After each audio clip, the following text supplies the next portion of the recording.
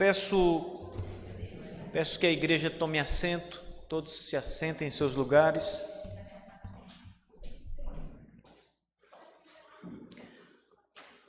Nós vamos agora para a nossa segunda palestra, o segundo momento dessa noite, mas antes nós vamos adorar o nosso Deus cantando, louvando ao Senhor com mais uma música. O Salmo diz que todo ser que respira adore ao Senhor. Então, além de respirar, nós sabemos cantar e somos gratos ao Senhor nosso Deus pelas suas coisas boas que nos são dadas.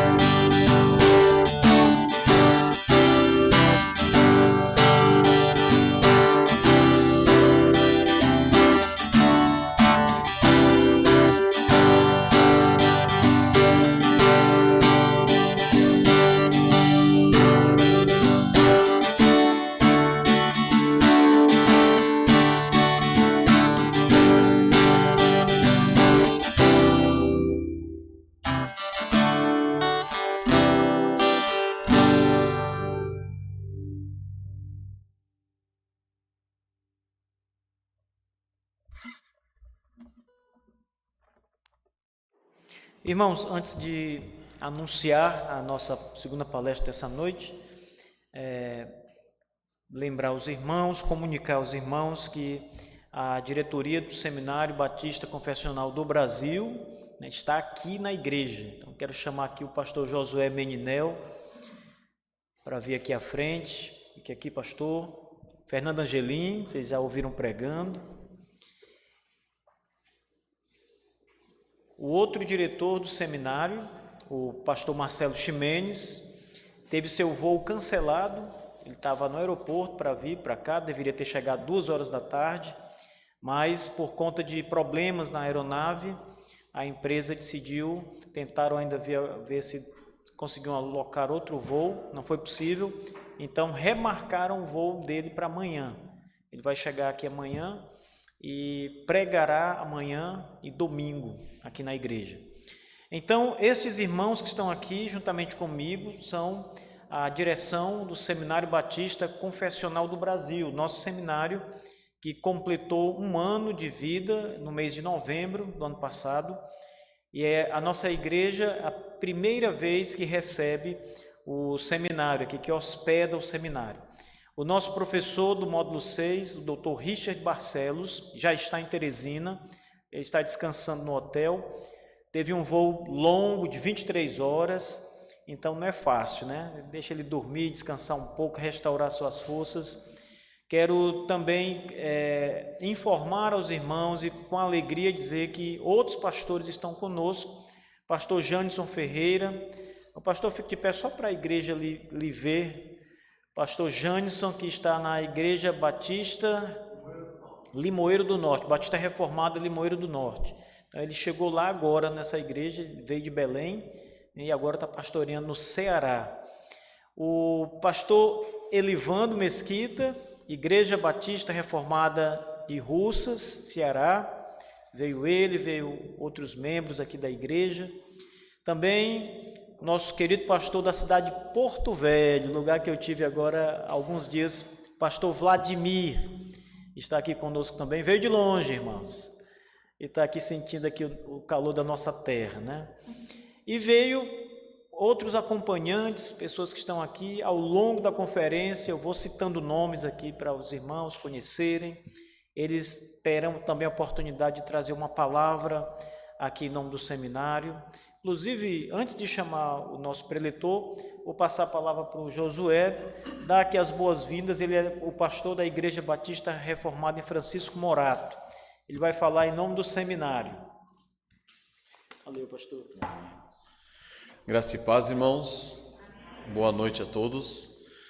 Irmãos, para mim é uma grande honra estar aqui com vocês, voltar para as terras piauienses. Estive aqui em 2019 e na ocasião nós estávamos com o seminário ainda no papel, como um projeto, e não sonhávamos, quer dizer, sonhávamos, mas não esperávamos chegar onde chegamos. O Senhor tem sido muito bondoso para conosco, né? Apesar da pandemia, de todos os contratempos que nós tivemos, né, pastor? Nós estamos aqui já com 1 ano de seminário, então tem sido uma bênção muito grande para nós. Para mim, a Igreja Batista Reformada de Francisco Morato, onde eu pastoreio juntamente com o pastor William Teixeira, do Estandarte de Cristo, por isso que eu trago os livros para os irmãos. E tem sido uma honra muito grande para nós. Nós já recebemos o seminário lá 2 vezes, na inauguração em 2021, em novembro agora do ano passado. E aqui o pastor Marcos está recebendo pela primeira vez. Então nós estamos muito felizes de saber que vocês estão sendo beneficiados com a presença do seminário. E louvar o Senhor, né? Vamos louvar o Senhor juntos para que o seminário progrida, continue ano após ano, tanto aqui como nos outros polos, sendo uma bênção para as igrejas locais. Amém? Para mim é um prazer muito grande e uma grande honra e alegria ser recebido por vocês, com todo esse amor e carinho, como vocês têm nos recebido sempre. Obrigado, irmãos. Deus abençoe a todos.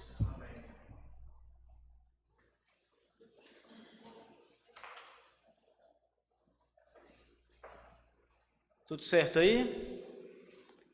Convidar o pastor Elivando Mesquita, um homem privilegiado, ele sabe por quê. Nós também, né, que estávamos aqui de manhã. Pastor, Deus te abençoe.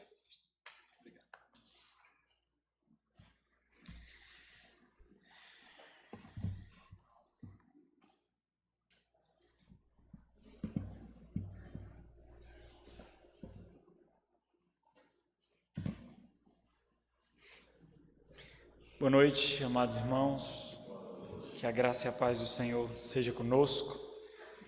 Trago a saudação da Igreja Batista Reformada em Russas, comunidade muito amável, que tem experimentado a bondade do Senhor ali, indo para o sertão central do Ceará. Graças a Deus pela recepção dos irmãos, é um grande privilégio estar aqui na igreja pastoreado pelo pastor Marcos Paixão, por quem eu tenho um apreço absurdo. Vamos refletir hoje à noite sobre o meu primeiro tema, chama-se o Evangelho para os Perdidos. Amanhã, com a graça de Deus, à noite, nós vamos fazer um paralelo com essa mensagem também, unificar isso, falando do Evangelho, o poder de Deus. Então, estarei expondo uma porção de João capítulo 3 e amanhã, se Deus permitir, João capítulo 4. Então, em alguma medida, nós falaremos de ambos os temas nos dois momentos, tanto a necessidade de mostrar o caminho para o perdido e a graça que nos foi concedida para expor, para iluminar esse caminho, como o poder de Deus para transformar perdidos ou mortos sob o poder do Espírito Santo de Deus. Então você pode abrir a sua Bíblia em João, capítulo de número 3. Nós vamos observar alguns textos antes de chegar no texto especificamente de João capítulo 3. E o tema de hoje é o Evangelho para os Perdidos. Quero dar algumas introduções para nós termos um entendimento adequado sobre a particularidade dos evangelhos e desse evangelho especificamente.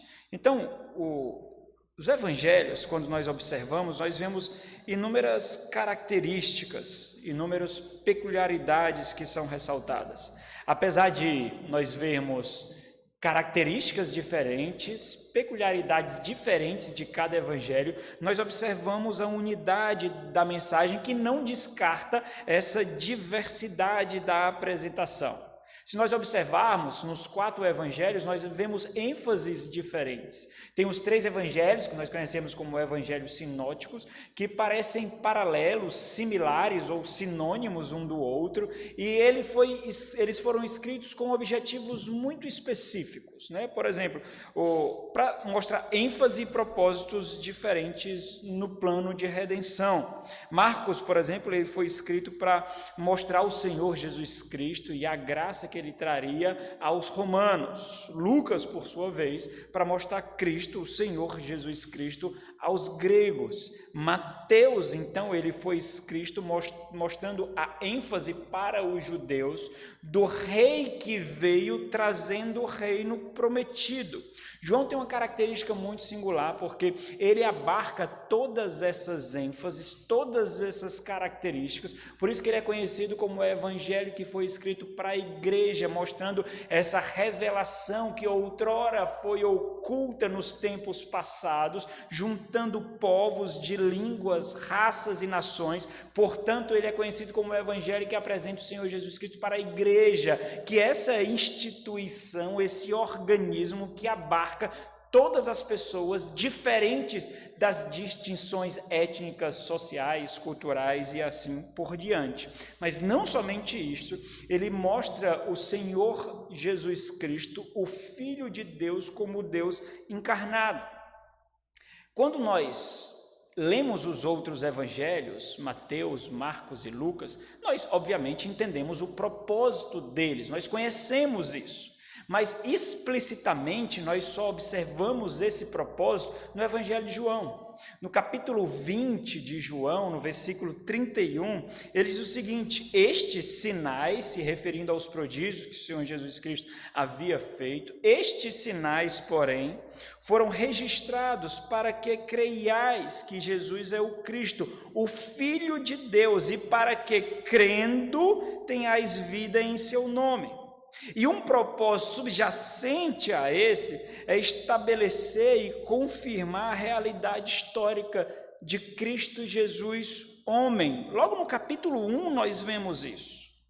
Aqueles que estão perdidos, irmãos, eles jazem na escuridão, eles vivem em trevas, são cegos que vivem a tatear. Não é porque eles não têm um caminho, não é porque eles não têm uma direção, mas esse caminho, essa direção não os conduz à vida, não os conduz à salvação. E um dos recursos divinos utilizados para dar direcionamento ao único caminho, como foi observado hoje, como nós aprendemos hoje, como nós ouvimos hoje, são os milagres, onde apresentam o Senhor Jesus Cristo como aquele enviado de Deus. É para despertar o coração, é para despertar o ânimo, é para despertar a atenção. Então, os sinais, os prodígios, as maravilhas, têm um propósito muito específico, apontar para uma finalidade, de tal forma que nós não podemos permanecer somente na superfície desses sinais. Em João, Evangelho de João, nós vemos 9 grandes sinais. O primeiro desses sinais, até o capítulo 3, é a transformação da água em vinho. Nós observamos isso em João, capítulo 2. Contudo, o próprio João deixa claro que muitos sinais, muitas maravilhas não foram registrados. Os sinais, então, tinham um propósito muito claro: testificar da divindade do Senhor Jesus Cristo. Então, é um propósito apologético. No entanto, o próprio Senhor Jesus Cristo também ensina a deficiência da fé nascida apenas por ver milagres. No capítulo 4, no versículo 48, nós observamos o Senhor falando isso. Ele diz o seguinte: então Jesus lhe disse: se porventura não virdes sinais e prodígios, de modo nenhum crereis. Porque os sinais, eles não têm poder para produzir fé. Por outro lado, é muito melhor crer por ver do que não crer de nenhuma forma. Mas antes de nós refletirmos sobre uma das conversas ou um dos sermões mais importantes do Senhor Jesus Cristo, alguns consideram esse sermão o mais importante dos ministérios do Senhor Jesus Cristo, que por sinal foi pregado para uma pessoa apenas, não para uma multidão, não para multidões, mas para apenas uma pessoa, que é a conversa do Senhor Jesus Cristo a Nicodemos, que é o sermão do Senhor Jesus Cristo a Nicodemos. Jesus nos aponta a fragilidade e o perigo da fé que nasce na superfície, que nasce na crosta, que nasce apenas por ver, que são frutos de olhos, mas que não alcança o coração, que não penetra o coração, que não incendeia o coração. No capítulo 2, no versículo 23 ao versículo 25, ele deixa isso muito claro, de forma muito reluzente. Então, é uma forma de nós perscrutarmos a nossa crença, o nosso credo, as nossas percepções, para vermos em que ou em quem ou de que forma aquilo que nós conhecemos testifica ou não daquele único que pode mostrar o verdadeiro caminho. Então, em uma conversa providenciada por Deus na eternidade, Jesus ensina de onde vem a verdadeira fé. A fé que não somente aguça o intelecto, a fé que não somente aguça a curiosidade, mas a fé que gera um novo nascimento. A fé que concede um caminho ao perdido. A fé que concede luz àqueles que não enxergam. E fazendo isso, ele responde uma pergunta que, por sinal, não está explicitamente colocada, mas ele responde justamente a pergunta de como o perdido pode entrar no reino. E é interessante porque é isso que nós devemos observar quando nós estamos pregando o evangelho para aqueles que estão perdidos. Responder questionamentos que não são proferidos, responder questionamentos que não são verbalizados, mas que causam inquietações. O modo de vida como nós vivemos, as escolhas que nós fazemos, levantam questionamentos que precisam ser respondidos. E aqueles que têm olhos para ver, uma nova mente para discernir, aqueles que conhecem o caminho, que não jazem mais em trevas, podem fazer isso. Mostrar o trajeto pelo qual nós percorremos para encontrar a verdadeira vida. Uma experiência que, por sinal, é descartada por nós quando nós nos enredamos em doutrina e teologia que muitas vezes são inférteis, que não gera vida, que não alcança o coração, mas satisfaz mentes curiosas, que são idólatras de si mesmo, do ego, e não mostra, não exibe o poder de Deus que gera vida. Muitas vezes nós nos debruçamos em compêndios teológicos, e isso não é ruim, irmãos. Na verdade, nós estamos aqui para isso. Nós estamos aqui para aprofundar o nosso entendimento, para que por meio disso nós sejamos ferramentas cirúrgicas para perdidos, para aqueles que agora acham que não precisa, para aqueles cegos que agora pensam que vêm, mas não vêm.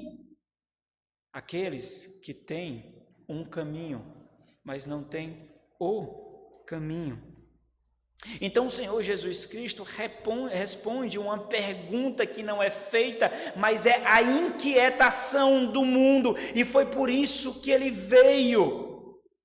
Muitos e muitos que se julgam encontrados, na verdade, estão perdidos. Muitos e muitos que se julgam vivos, na verdade estão mortos. Eles não sabem, daí então a nossa responsabilidade, porque nós sabemos como nascemos, como foi dito aqui no primeiro sermão, nós nascemos mortos, e esse é justamente o grande problema. Mortos não percebem, perdidos não se encontram por si mesmos. Eles sequer esboçam questionamentos coerentes, existenciais a respeito da verdadeira vida, das verdadeiras inquietações universais. E o Senhor Jesus Cristo, nesse sermão, aos poucos, ele leva um intelectual, um culto, um professor da lei, à crise existencial de perceber que nada ele sabia, que por mais que ele achasse que tinha o caminho, tinha o ensinamento, na verdade ele não tinha. E o Senhor Jesus Cristo responde isso a Nicodemos. Eu já preguei nesse texto outras vezes, e na ocasião eu fiz um esboço, assim como fez o pastor Fernando Angelim, em 3 pontos, que parece que é muito característica dos batistas, não é? E naquela ocasião nós refletimos sobre a natureza do ser humano e a natureza do reino apresentada pelo Senhor Jesus. E respondendo essa pergunta, o Senhor Jesus Cristo dá 3 direcionamentos em relação ao reino. O primeiro nascimento gerou um cadáver, e esse é o grande problema. O segundo ponto seria: mortos são incapazes de entender, e é por isso que Nicodemos não entende, apesar de ser um doutor da lei, apesar de ser intelectual, mas ele é um morto, porque o intelecto por si só não gera vida. E o terceiro é então: mortos, não haverá mortos no reino de Deus.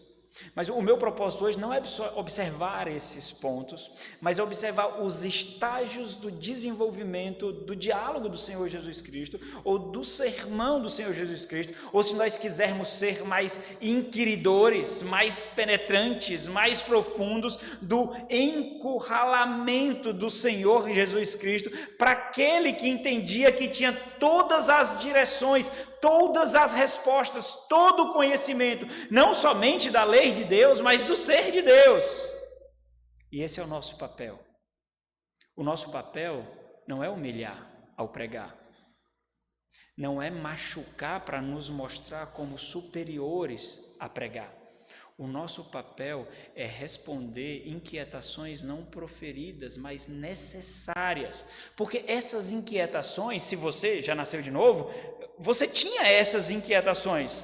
E foi respondendo essas inquietações que o Senhor gerou em você uma crise de tal forma que você não enxergou mais nenhuma pseudo-luz, mais nenhum pseudo-caminho. Você enxergou a luz, o caminho, e dobrou os seus joelhos diante daquele único que pode oferecer vida. Você sabe disso. Essa foi a sua experiência. Essa foi a sua transformação. E aqueles que andam ao nosso redor cotidianamente também possuem as mesmas inquietações, de tal forma que o Senhor nos fez pescadores desses. De tal forma que de mortos o Senhor nos transformou em discipuladores, evangelistas, pregadores, instrumentos redentivos. Você entende isso? Instrumentos que conduz à redenção. Então nós vamos observar esses estágios, e esses estágios são muito importantes, porque eles são muito pedagógicos. Como nós conversamos com perdidos, de todas as classes sociais, de todas as culturas, é isso que o Senhor Jesus mostra no contraste. No momento ele está conversando com um rico, com um intelectual, com um culto, com um mestre da lei, e no capítulo 4 ele está conversando com uma marginalizada, com uma mulher desprezada, sem cultura e pobre, e uma vida imoral em sua biografia. Mas ambos precisam do mesmo caminho, do mesmo evangelho, da mesma luz. Como nós nos achegamos a essas pessoas? Como nós mostramos a necessidade para aqueles que se julgam com todas as respostas? Como nós mostramos a necessidade existencial, vital, eterna, que deveria latejar num coração que está morto e não lateja? Como nós fazemos isso? Como nós aguçamos o seu coração, como nós estremecemos a sua alma, como nós inquietamos o seu espírito. O Senhor nos ensina isso, pouco a pouco, até um ponto, lá no auge da sua conversa, em que Nicodemo se cala, porque sequer consegue proferir questionamentos diante das respostas do Senhor Jesus. Então, no primeiro momento, no versículo 1 e 2 do capítulo 3, você pode deixar aberto no capítulo 3, nós vamos navegar um pouquinho por ele. O Senhor Jesus mostra a situação moral e espiritual do homem perdido. Ele diz: havia entre os fariseus um homem chamado Nicodemos, um dos principais judeus. Este de noite, essa é uma expressão muito importante no Evangelho de João, este de noite foi ter com Jesus e lhe disse: Rabi, e essa é uma expressão enfática, é como se ele estivesse elevando a sua voz, como se ele estivesse exclamando: mestre, que é o que quer dizer Rabi. Nós sabemos aqui, e você observa a impessoalidade, ele não está confessando algo. Ele não está mostrando uma crença pessoal, uma experiência pessoal. Na verdade, é muito genérico, é tanto que ele nem fala na primeira pessoa. Ele fala junto com a multidão que viu e não creu, que seguia e queria pão, peixe e milagre, pão, peixe e milagre. Mas os sinais apontaram algo para ele. Aquele que estava diante dele era diferente. Rabi, sabemos que és mestre, vindo da parte de Deus. Ora, como ele sabe? Qual o motivo do seu saber? Ele responde isso no mesmo versículo, quando ele diz: porque ninguém pode fazer sinais estes sinais que tu fazes, se Deus não estiver com ele? Então, observe que, e isso é muito importante, esse homem tem fé, esse homem tem um tipo de fé, os perdidos têm fé, os perdidos têm um tipo de crença, os perdidos, por mais que não saibam, organizem, eles têm um tipo de credo, eles têm um tipo de confissão, e esse é o grande problema. Daí então nós precisamos desconstruir para construir. Nós precisamos derribar edificações deformadas para então edificar algo novo. Porque esse tipo de fé que eles têm não é uma fé resultante do novo nascimento. Não é um credo, uma crença resultante do novo nascimento. Ele cria, isso é fato. Daí então é muito difícil nós, ao apresentarmos o evangelho aos perdidos, simplesmente subjugarmos, questionarmos as experiências de fé que cada um tem. Seja as experiências de fé daqueles que vivem nas suas seitas, nos seus grupos que são chamados de igreja, por mais que digam-se ortodoxos ou não, o ponto é que nós conhecemos as raízes, os fundamentos, e nós sabemos que são seitas, sejam lá aquelas pessoas que tiveram experiências miraculosas, como os pentecostais, como os neopentecostais, ou igrejas paralelas, ou igrejas que não são verdadeiras, e nós simplesmente os machucamos questionando as suas experiências. Afinal de contas, são experiências, eles passaram por isso, essas experiências são verdadeiras. O ponto é o seguinte: nós precisamos mostrar em que essas experiências estão ancoradas, quais as estruturas que edificam ou que sustentam essas experiências. E o Senhor Jesus Cristo, ele é muito sábio nisso, nós precisamos aprender com ele.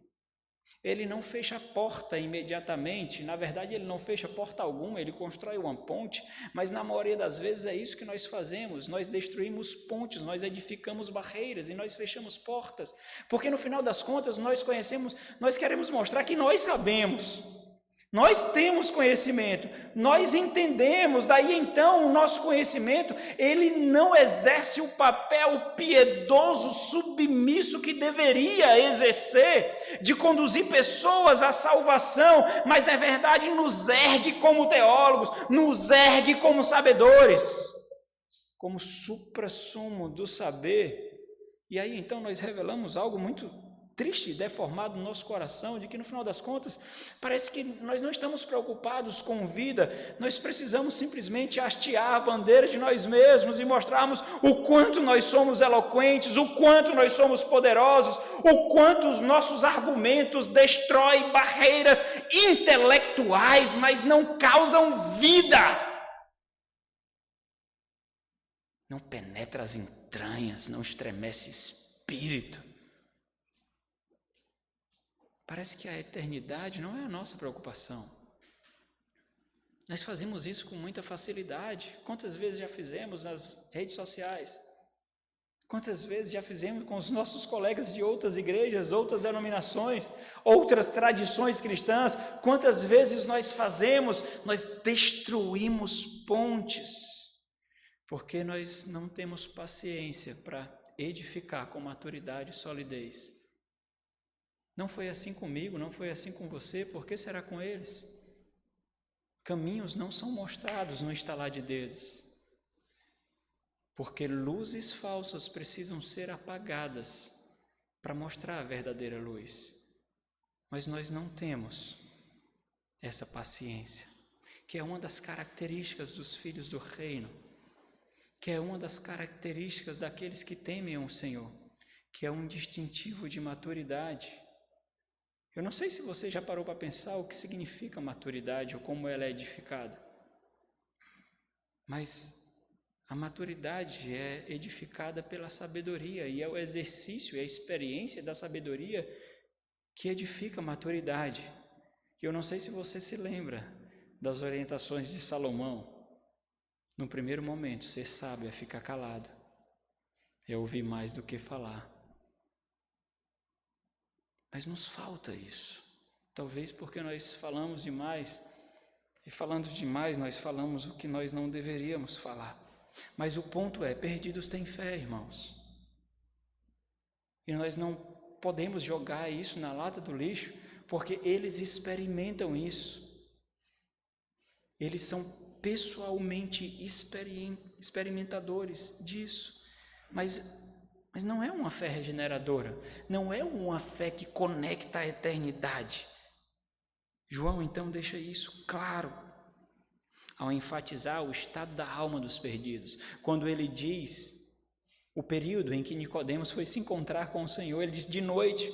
E esse de noite retrata justamente a situação de sua alma. Ele foi pensado para representar isso. E essa é uma expressão característica no Evangelho de João, de tal forma que a luz, o dia, pertence àqueles que estão em Cristo Jesus, que têm paz com Deus, mas as trevas simbolizam justamente isso, aqueles que não conhecem o caminho, aqueles que não veem o reino. E é esse questionamento que o Senhor responde, mesmo que ele não seja feito.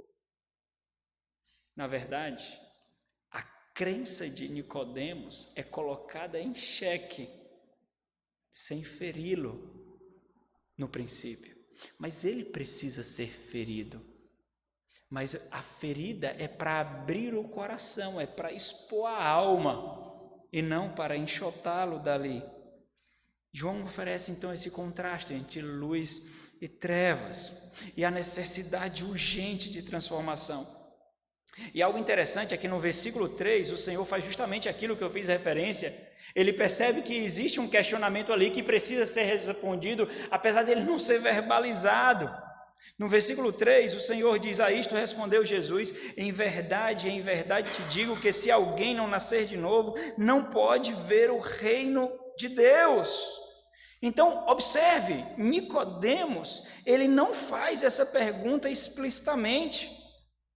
Suas palavras, na verdade, expressam falta de compreensão. O ponto do Senhor Jesus Cristo aqui é que ele não sabe o que ele diz que sabe, e que ele não vê o que ele diz que vê. Ele não sabe quem é Jesus. Ele diz que Jesus Cristo é vindo da parte de Deus, mas quem é Jesus? É um mestre, como ele disse, Rabi, é um profeta. Quem é Jesus? É o Messias, é o ungido, é o rei prometido. Quem o Senhor Jesus? É aquele para o qual as profecias apontavam, afinal de contas, ele tinha propriedade dessas profecias.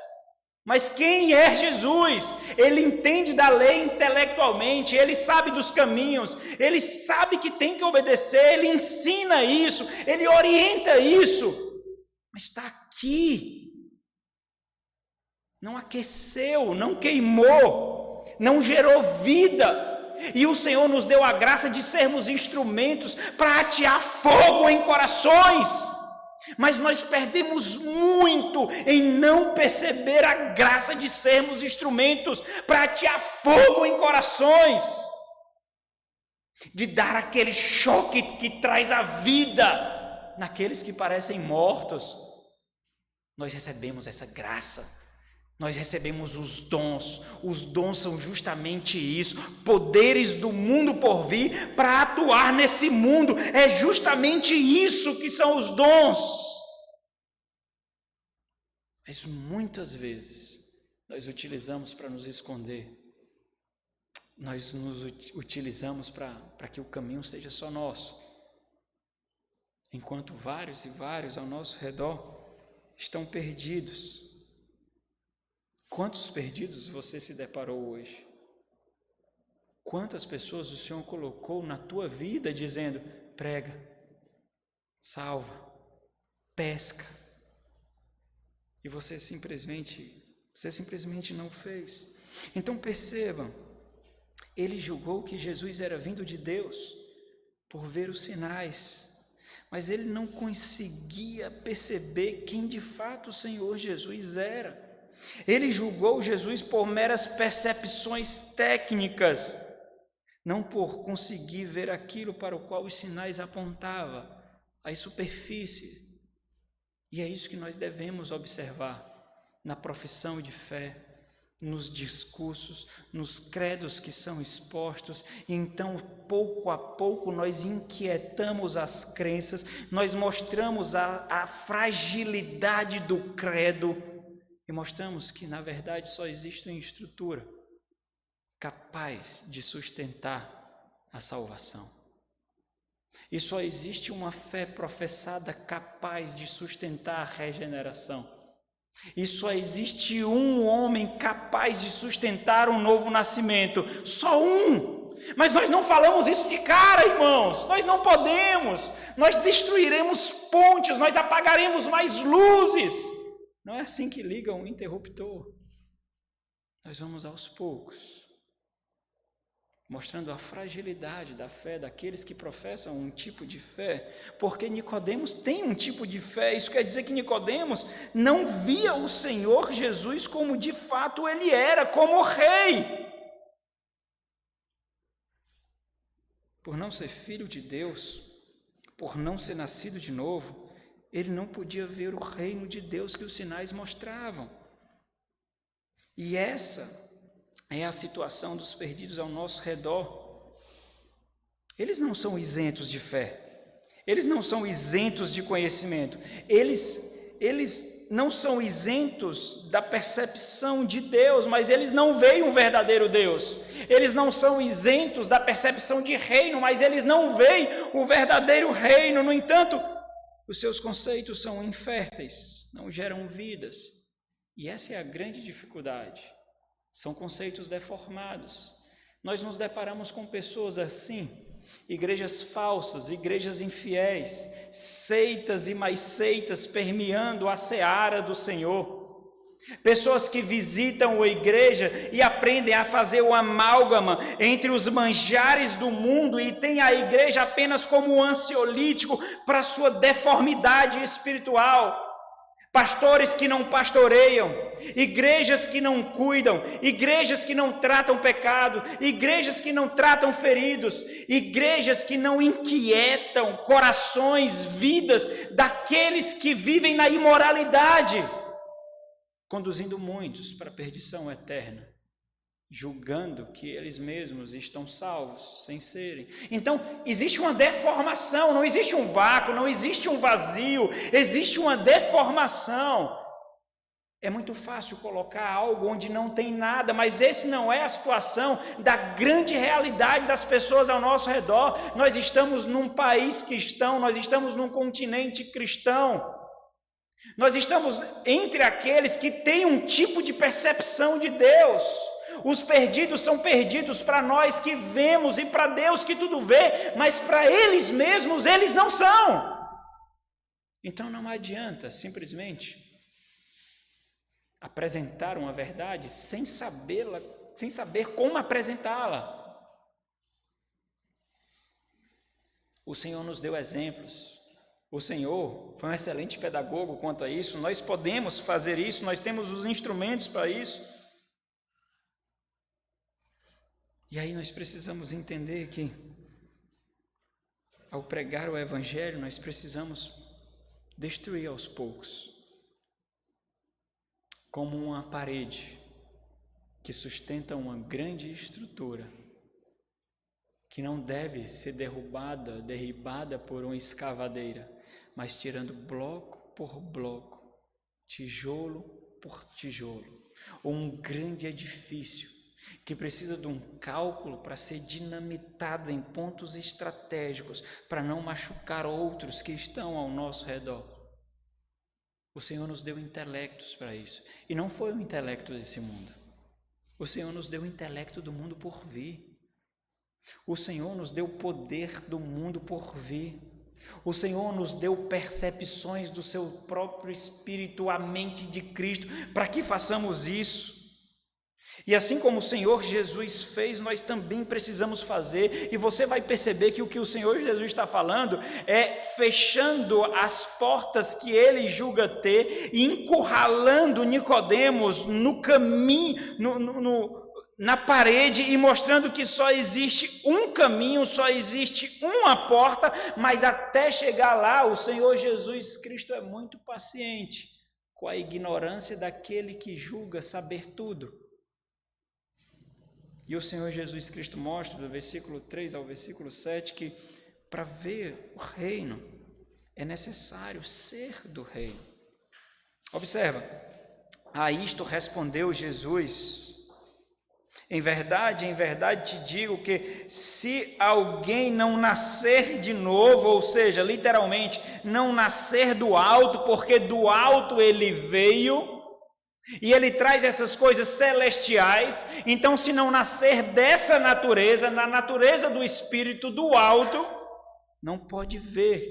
E essa expressão é muito interessante, porque a ideia é de que já existe algo no nosso meio, mas muitos não veem, muitos não enxergam. Daí então, uma outra opção para entender esse termo aqui é discernimento, mas alguns não discernem. Olha o nosso papel aqui: tutores, condutores, orientadores, para que vejam o que não vê. Afinal de contas, algo precisa ser descoberto para que ele veja, e nós temos esse privilégio. Nascer de novo, então, significa justamente isso, nascer do alto, mostrar que essa fé é fruto da regeneração e deve ser uma obra não realizada pelo intelecto, mas pelo Espírito Santo de Deus.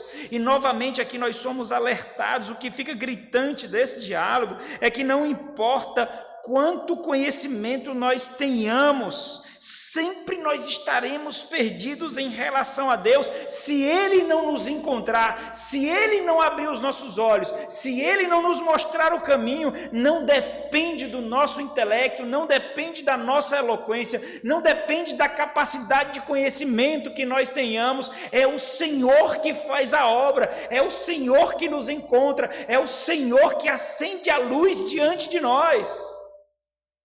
E isso deveria fazer mais a nossa obra de joelhos, algo que nós esquecemos tanto. Isso nos humilha, isso nos confronta. Nós não oramos por aqueles que pregamos. Nós achamos que precisamos de um discurso melhor. Nós achamos que precisamos encurralá-lo com a nossa eloquência e não batalhar a batalha dos santos de joelhos, dependendo da cruz, dependendo do Salvador, dependendo do poder do alto. E aí nós perdemos, irmãos, porque por mais que nós não verbalizemos, porque nós não somos tão ousados assim, nós julgamos que o poder está nas nossas palavras, na nossa erudição, na nossa argumentação. Enquanto nós ficamos com essa briga de ego conosco mesmo, muitos ainda continuam perdidos e desperdiçamos oportunidades de redenção colocadas por Deus diante de nós. Mas o Senhor Jesus Cristo não faz isso aqui. E nós temos duas grandes porções registradas para nos ensinar justamente isso. Aquele que era pagão e aclamado pelos judeus, que era Nicodemos, e aquela que era rejeitada e marginalizada pelos judeus e pela sociedade, que era a mulher samaritana.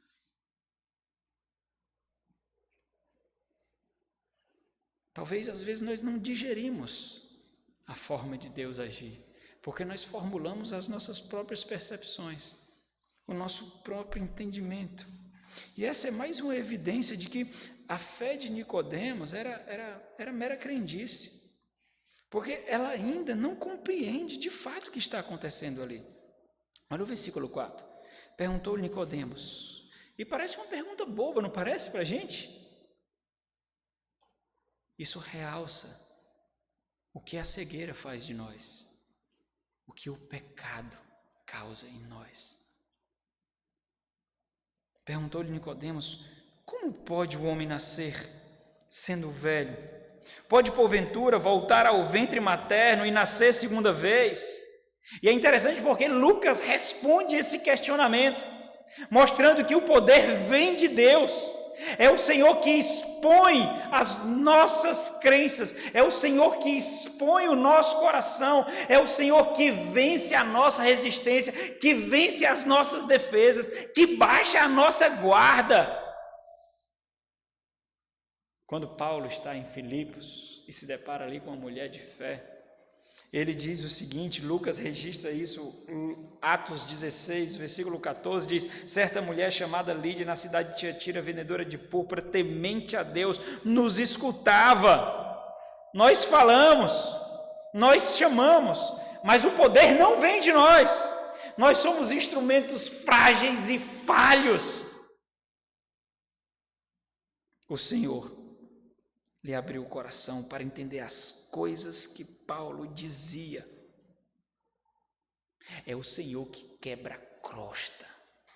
É o Senhor que nos encurrala. É o Senhor que nos expõe para nós mesmos. Quando nós percebemos que as nossas defesas não nos defendem, nos distancia. E é isso que nós precisamos mostrar para aqueles que estão perdidos. Não há vida aí, não há ouro aí, não há maná aí. A morte, a morte. Será que nós percebemos isso em famílias deformadas, irmãos? Será que nós percebemos isso? Você já parou para pensar que a igreja tem a solução do problema do mundo? Você já parou para pensar isso? A igreja tem a solução do problema do mundo, porque ela é a guardadora, ela é o castelo, o baluarte da verdade. A casa de Deus, a igreja de Deus vivo, e Paulo deixa isso muito claro a Timóteo, que está pastoreando Éfeso na sua primeira carta. É a igreja. Quantas famílias defraudadas, filhos abusados, esposas maltratadas, nós vemos ao nosso redor. E nós temos a solução. Tirar de um lar o aroma de enxofre infernal e ser instrumento de graça para que ali haja o holocausto ao Senhor, o aroma suave ao Senhor. Nós sabemos disso, porque nós vamos reter isso, porque nós vamos guardar isso para nós mesmos. O Senhor continua o seu diálogo.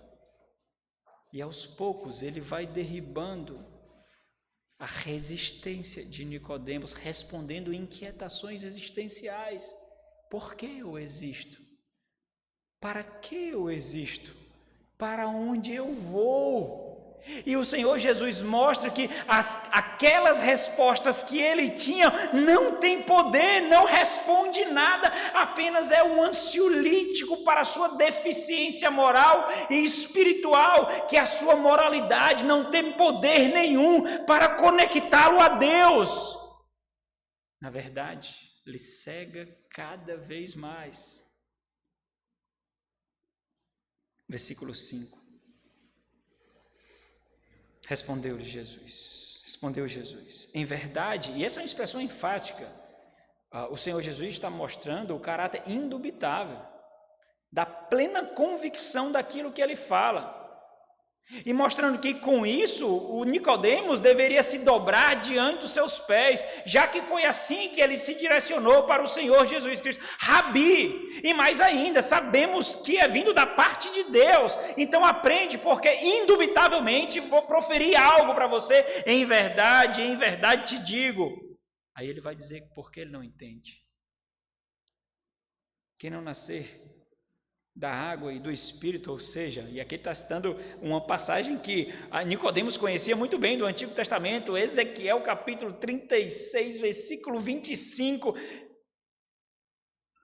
O Senhor Jesus utiliza o próprio conhecimento do Nicodemos para mostrar que as percepções dele, na verdade, eram percepções falhas. Quem não nascer da água e do Espírito, ou seja, de outra natureza, de Deus, de outra realidade, não pode entrar no reino de Deus, porque era isso que ele julgava ser, um filho do reino, um habitante do outro mundo, um habitante do mundo por vir, alguém cujo relacionamento estava em paz com Deus. Mas o Senhor não diz isso de cara, o Senhor não confronta de cara, o Senhor derruba as suas resistências pouco a pouco, encurralando na parede, fechando as portas.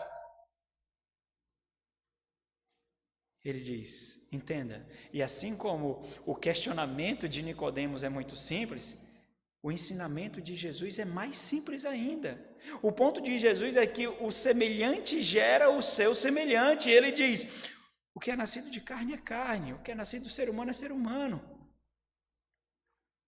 O que é nascido do Espírito, e aqui é o Espírito Santo, é Espírito. Ser nascido do Espírito significa ser controlado, conduzido, tomado pelo Espírito Santo de Deus. É isso que significa. É um novo nascimento, é uma nova realidade, é uma nova vida. A necessidade do novo nascimento está ancorada nas promessas. Observa, irmãos, que Nicodemos, como fariseu, deveria compreender, ele conhecia a necessidade do novo nascimento, ele leu em Jeremias, ele observou em Isaías, ele leu em Ezequiel, mas não somente isso, ele viu a necessidade de uma nova natureza, de uma nova mente, de um novo coração, de palavras escritas não mais em tábuas de pedra, mas na mente e no coração. Ele sabia disso, a necessidade de uma vida de pureza, e não mais como o Israel de outrora, que apenas cria no Senhor, apenas obedecia o Senhor na superfície dos sacrifícios, dos sinais, mas não aquilo para o qual eles apontavam. Os tipos, as sombras, eles conheciam. Eles sabiam que existiam promessas a serem cumpridas.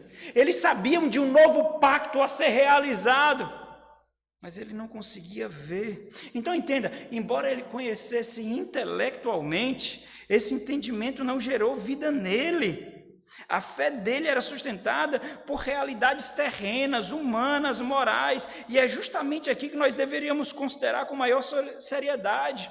Cada um de nós, muitas vezes ao apresentar o evangelho aos perdidos, parece que nós estamos ancorando as nossas proclamações na carne, longe do poder e da dependência do Espírito Santo de Deus.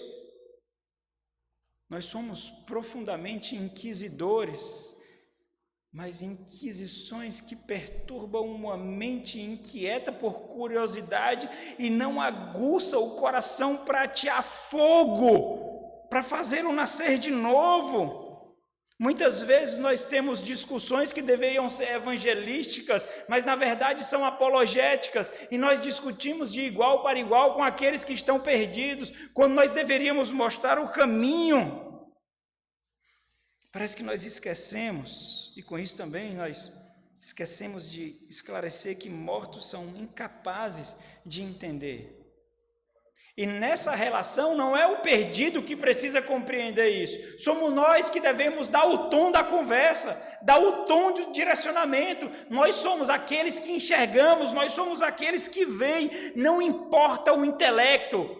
Doutores também estão mortos, mestres também estão mortos, professores também estão mortos, ricos também estão mortos, não importa, mas nós somos intimidados por essas distinções acadêmicas e sociais, nós somos encurralados por esses valores mundanos. Mortos fedem, e eles precisam saber disso. Perdidos precisam ser encontrados, e eles precisam saber disso. E o Senhor Jesus avança mais um pouco, e pouco a pouco ele vai encurralando Nicodemos. Versículo 7 ao versículo 15, observa quando ele diz: não te admiras de eu te dizer, importa-vos a necessidade de obrigatoriedade? É necessário nascer de novo? Então entenda a providência soberana do Senhor. O vento sopra onde quer. Ouve a sua voz, mas não sabes de onde vem, nem para onde vai. Assim é todo o que é nascido do Espírito. Então Nicodemos lhe perguntou: Nicodemos, como pode suceder? Ele ainda não entende. E o Senhor Jesus Cristo não destrói uma ponte aqui, não coloca uma barreira. O Senhor ajuda aquele que está perdido. Acudiu Jesus, socorreu Jesus. E nós somos esses, nós somos resgatadores. Nós somos resgatadores no mundo que está em guerra. E nós sabemos, porque temos luz, que nós não lutamos contra o sangue ou contra a carne. Eles não sabem, nós sabemos. Daí então a nossa responsabilidade de socorrer, de ajudar, de resgatar. Porque no mesmo momento em que nós fomos resgatados, nós fomos feitos resgatadores. E se você foi resgatado, você sabe o evangelho que lhe atingiu. Você não precisa fazer um curso de teologia para isso. Na verdade, você não precisa nem ler livros para isso. A não ser o livro da vida aqui, ó, esse que gera vida. Não importa se você se julga não conhecedor das profundidades que muitas vezes, irmãos, constrói barreiras desnecessárias. Porque nós julgamos que precisamos de aprofundamento teológico e acadêmico, mas na verdade não é, se nós não sabemos utilizá-lo como nós deveríamos. Se nós formos intencionais no conhecimento que nós adquirimos e entendamos que quanto mais entendemos, quanto mais sabemos, quanto mais conhecemos, mais indesculpáveis estamos pelos tesouros que nos são confiados. Mais instrumentalidade nós temos para mostrar o caminho, para mostrar a luz, para mostrar a vida, mas cá entre nós, os irmãos sabem disso, na maioria das vezes não é assim que nós entendemos. Não é. Nós sabemos mais, não é assim? Nós temos melhores argumentações. E às vezes nós podemos discutir sobre temas tão difíceis como a união mística de Cristo, a nossa união com Cristo, impossível de ser separada, sobre a Trindade, coisas dificílimas, que se nós escorregarmos um pouquinho, nós cometemos uma heresia e nós muitas vezes não conseguimos apresentar o Evangelho para uma criança, para um perdido. O Senhor Jesus Cristo acode. E é aqui que Jesus nos confronta com a compreensão equivocada em relação à entrada no reino de Deus. Observe que até o momento o Senhor Jesus Cristo preparou um momento para encurralá-lo, para dar o checkmate, para mostrar que as realidades e as percepções da sua existência, na verdade, forjavam um caminho de morte, mas não são essas palavras que o Senhor Jesus diz de cara, mas ele está mostrando que a sua vida está permeada de cupim, que está corroendo por dentro, e a estrutura que está por fora está escondendo esse sepulcro caiado, que fede, que fede.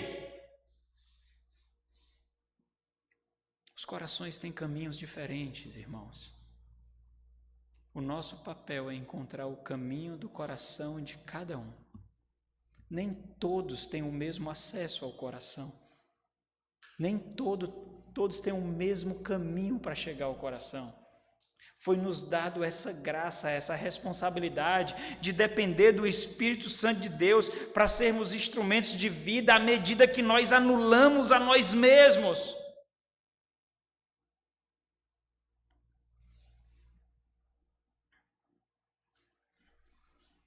Então, quando nós levamos aqueles a entrarem numa crise existencial necessária, nós temos a atenção devida e expomos o seu coração a si mesmo. Nós mostramos, como aqui, assim que foi dito, que a superfície não basta, que a superfície não é suficiente, que os recônditos mais obscuros e profundos do coração precisam ser iluminados. E mostramos o que as escolhas, os anseios, os sonhos, as necessidades deles testificam ao seu próprio respeito. Versículo 10. O Senhor Jesus dá o checkmate agora no versículo 10. Observa aí. Quem és tu? Quem és tu? Ele diz aqui. Tu és mestre em Israel. Tu és professor em Israel.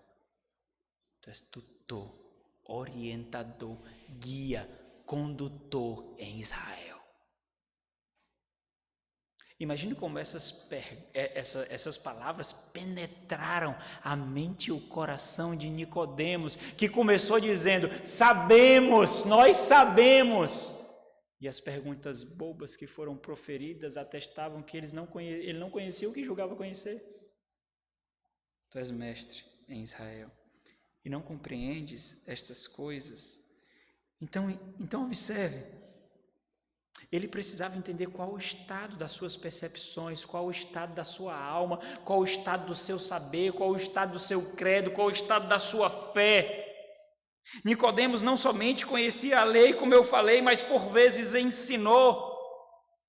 Tirou inúmeras dúvidas, afinal de contas, se essas perguntas fossem direcionadas a ele, ele tinha respostas para essas perguntas. Ele mostrou como obedecer o Senhor Jesus Cristo, daí nasceram as tradições. Ele observou como agradar a Deus, ele ensinou como obedecer cada fragmento de mandamento para agradar a Deus, para fazer a vontade de Deus. Tu és mestre e não entende estas coisas. O Senhor aqui está insultando o seu conhecimento. Mas ele não fala diretamente, você observa isso? Ele não fala diretamente. Por quê? Porque o processamento precisa fazer aqui por aquele que está perdido. É ele que precisa chegar à resposta. No quartel-general das suas deliberações, que é o coração, ele precisa entender. Ele precisa ver as suas estruturas sendo derribadas. Ele precisa disso. E aí nós precisamos compreender algo. Isso é muito importante. Ensinos errados geram vidas contraditórias, que por sua vez se tornam oponentes de Deus, ao invés de defendê-lo e proclamá-lo.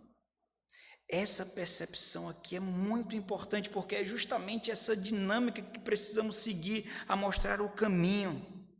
Porque nós vivemos e decidimos segundo as nossas convicções, e as convicções são formadas aqui. Assim como aqui é edificado o pecado para a morte, antes de se tornar ato, antes de tornar fato, como foi proferido aqui no sermão anterior.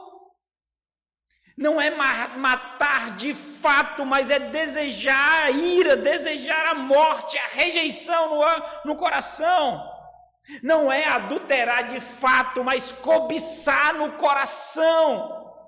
É por isso que o Senhor Jesus Cristo garantiu que aquilo que Ele requer, Ele fornece um coração novo. Essa é a nova aliança, uma mente nova, uma obediência nova. Aquilo que o Senhor exige, Ele dá. Não depende de quem quer ou quem corre, não depende de nós. Depende dEle. Jesus parece responder usando as mesmas palavras de Nicodemos. É interessante porque aqui não existe mais diálogo. Nicodemos se cala. O diálogo se torna um monólogo. Somente o Senhor Jesus fala. Nicodemos sequer consegue proferir mais questionamentos. E Jesus responde então, à medida que se aproxima de Nicodemos, que Nicodemos desejou mostrar um conhecimento, desejar o saber, e na verdade ele não sabia. Jesus então mostra que ele tem o conhecimento. Olha o versículo 2, lembra do versículo 2, quando ele diz: Rabi, sabemos que és mestre vindo da parte de Deus. E o Senhor Jesus Cristo, no versículo 11, diz: em verdade, indubitavelmente te digo que nós dizemos o que sabemos e testificamos o que temos visto. Contudo, não aceitais o nosso testemunho. Não aceitais o nosso testemunho. O ponto do Senhor Jesus é destacar que os questionamentos de Nicodemos não mostram uma falta de entendimento intelectual, porque ele tem, mas a falta da fé verdadeira, de fato crer nos testemunhos oferecidos. E então o Senhor Jesus Cristo mostra, a partir do versículo 12, que a fé que não contempla o novo nascimento não pode entender o reino, quando ele diz, se tratando de coisas terrenas, ou seja, aquela experiência que nós temos com o ministério terreno do Senhor Jesus Cristo, que é o novo nascimento, o Senhor Jesus Cristo está falando disso, do novo nascimento aqui. Então, se tratando de coisas terrenas, ou seja, o novo nascimento, não me credes, como crereis se falar das celestiais, ou seja, do reino que vai tomar essa presente era, subjugando o mal, subjugando o reino parasitário, que é o reino das trevas, que adentrou nesse mundo para sugar todos os nutrientes de vida. Ora, ninguém subiu ao céu, senão aquele que de lá desceu. Por isso que precisa nascer do alto, nascer nele, nascer em Cristo, aquele que tem autoridade, a saber, o Filho do homem que está no céu. Contudo, não aceitais o nosso testemunho. Então, o Senhor Jesus Cristo mostra que a fé nos capacita para reconhecer a exclusividade da salvação em Jesus Cristo. Olha o versículo 14. E do modo porque Moisés levantou a serpente no deserto, assim importa que o Filho do homem seja levantado, para que todo o que nele crê tenha vida eterna. Então, se no primeiro momento o Senhor Jesus Cristo fez referência a Ezequiel capítulo 36, agora o Senhor Jesus Cristo faz referência a outro episódio, que era apenas uma sombra, um tipo de uma realidade que viria a ser realmente consumada em Números capítulo 21. Agora o Senhor menciona o episódio em que Deus envia serpentes venenosas para salvar um povo, quando então Moisés hastearia uma serpente de bronze, para que olhando para ela, aquele povo de Deus fosse salvo fisicamente, tipificando outra coisa, outro madeiro que seria hasteado para a salvação, não somente física, mas espiritual e eterna. Mas Nicodemos também não consegue perceber isso. E Jesus aprofunda justamente essa reflexão de que Nicodemos não compreendeu que aquele episódio do deserto iria acontecer novamente. E aquele que experimentaria isso estava diante dele, mais uma vez, não para uma salvação física, mas para uma salvação espiritual e eterna. Então, dessa forma, o Senhor Jesus mostra mais uma vez que é possível possuir conhecimento sobre, possuir conhecimento de, possuir conhecimento intelectual e, julgando com isso, conhecer fé. E nós precisamos entender algo: conhecimento de Deus é diferente de intimidade com Deus, de relacionamento com Deus. Mesmo esses que têm esse tipo de conhecimento podem estar cegos espiritualmente.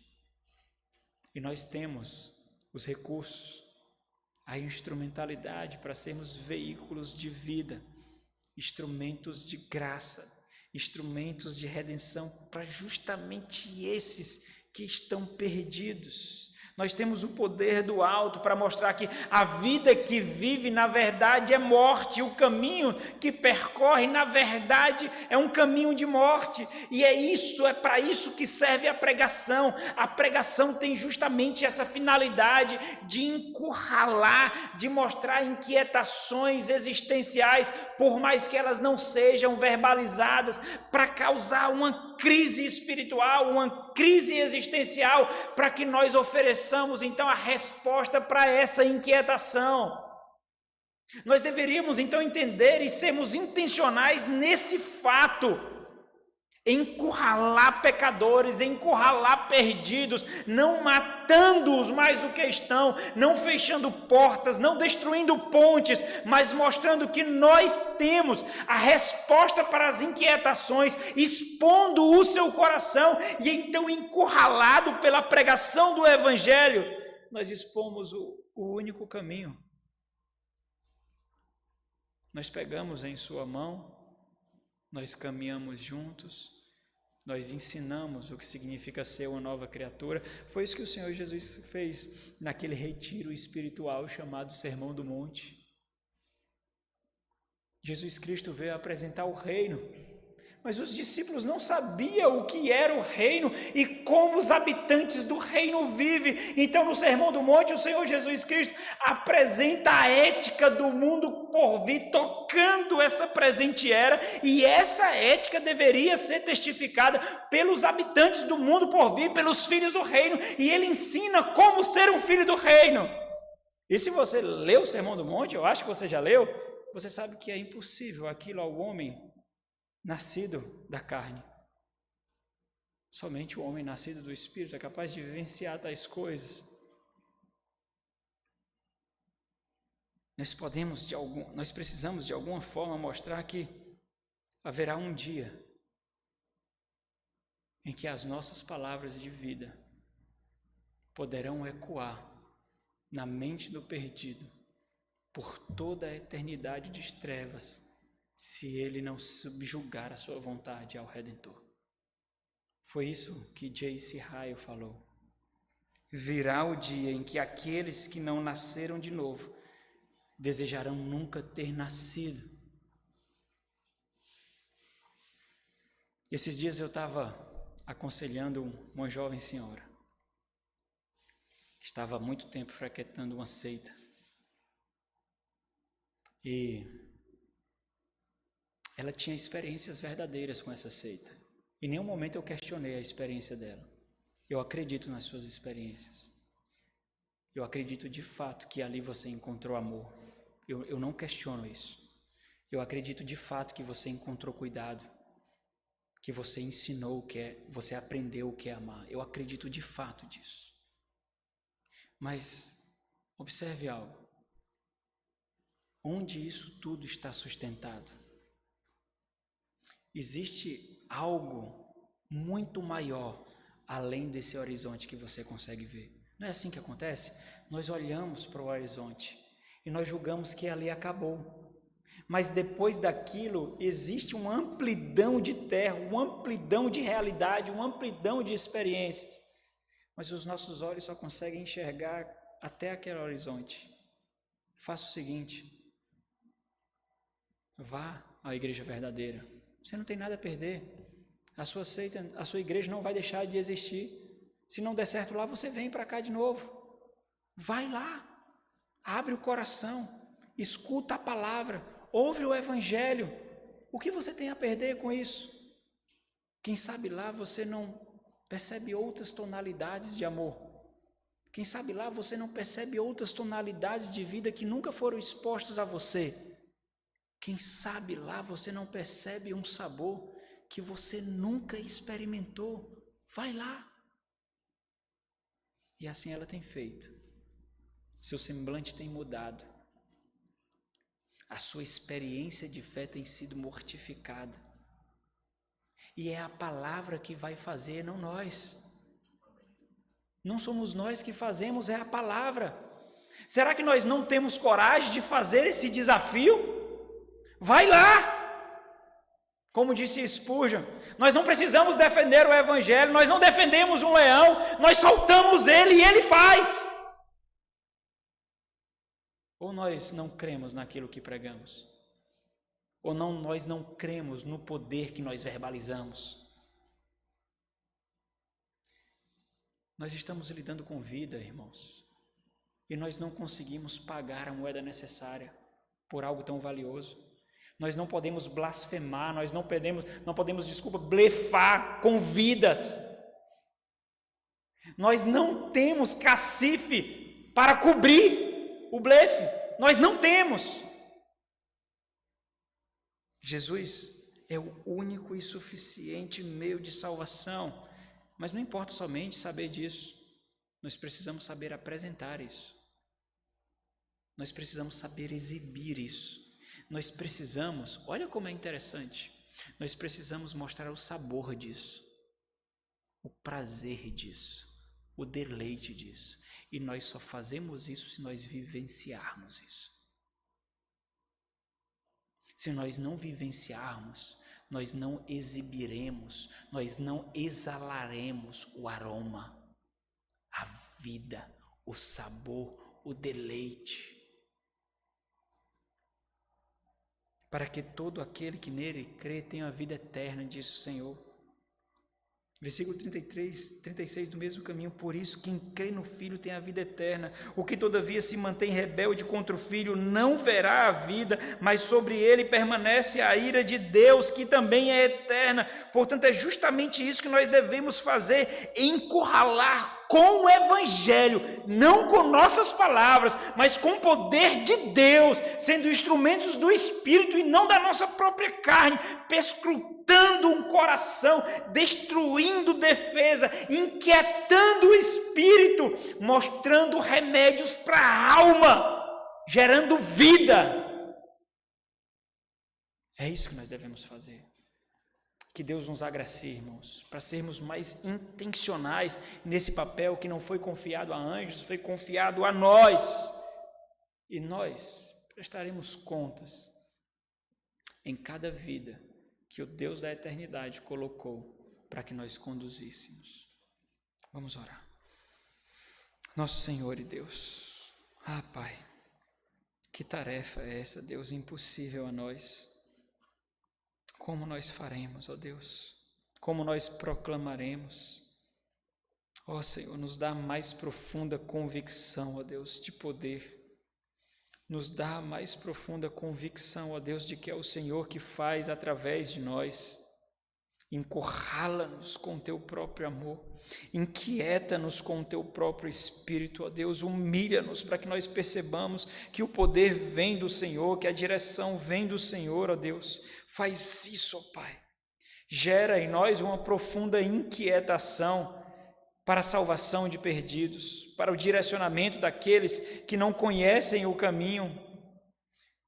Dá-nos, ó Deus, intelecto, discernimento, sabedoria, para destruir estruturas defeituosas, mas também preenche-nos de amor, ó Deus, para não matarmos, mas para edificarmos, ó Deus, em nome de Jesus. Amém.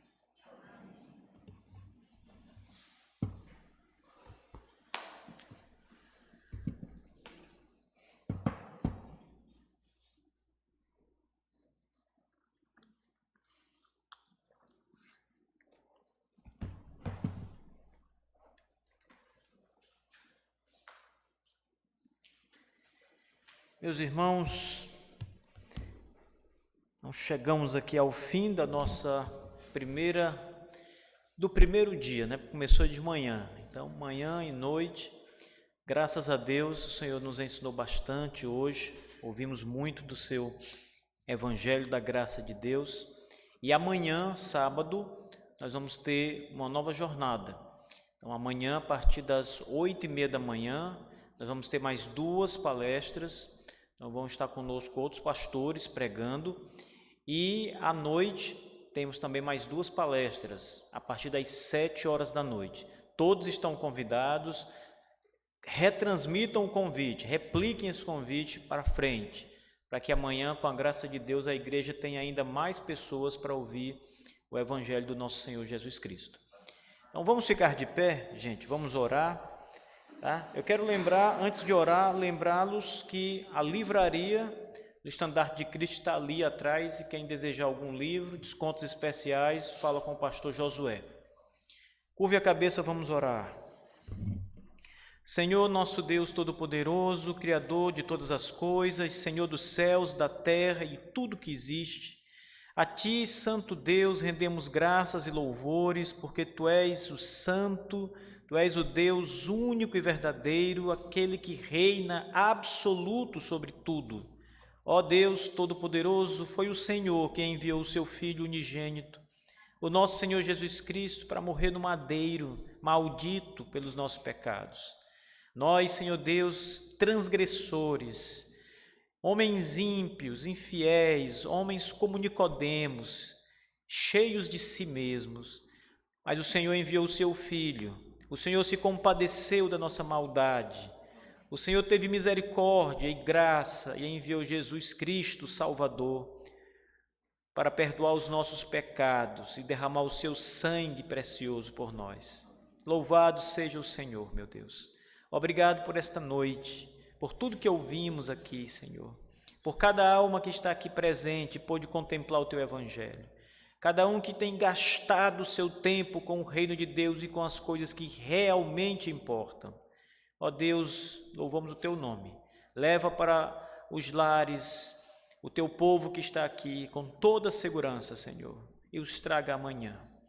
Em nome de Jesus. Amém. Até amanhã, meus irmãos.